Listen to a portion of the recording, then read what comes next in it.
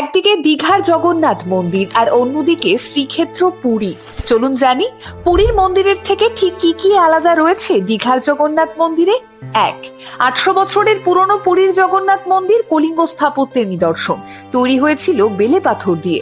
অপরদিকে দীঘার মন্দিরে সর্বত্রই মার্বেল এবং রাজস্থানী গোলাপি বেলে পাথরের কারুকার্যই চোখে পড়বে। 2. পুরীতে জগন্নাথ মূর্তির তলে থাকে 1 লক্ষ শালগ্রাম শিলায় তৈরি রত্নবেদী। দীঘার ক্ষেত্রেও রত্নবেদী থাকছে বটে, তবে তা 1 লক্ষ শালগ্রাম শিলার নয়। 3.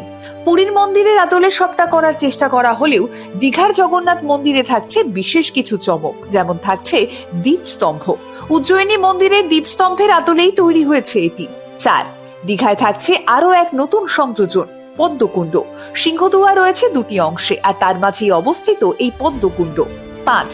পুরীর মন্দিরে প্রসাদ হিসেবে দেওয়া হয় খাজা, কিন্তু দীঘায় প্রসাদ হিসেবে থাকছে প্যারা এবং মুজিয়া। 6. সন্ধে নামলে পুরীর মন্দির আরো ভীষণ শান্ত, কিন্তু অপরদিকে দীঘার জগন্নাথ মন্দিরকে কেন্দ্র করে বসবে মেলা, থাকবে লেজার লাইট শো।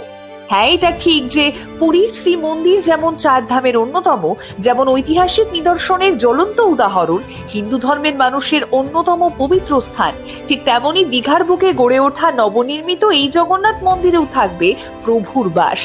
দীঘায় জগন্নাথ মন্দিরে প্রাণ প্রতিষ্ঠা করেছেন স্বয়ং পুরীর মন্দিরের প্রধানরা এসে। তাই Download ShareChat.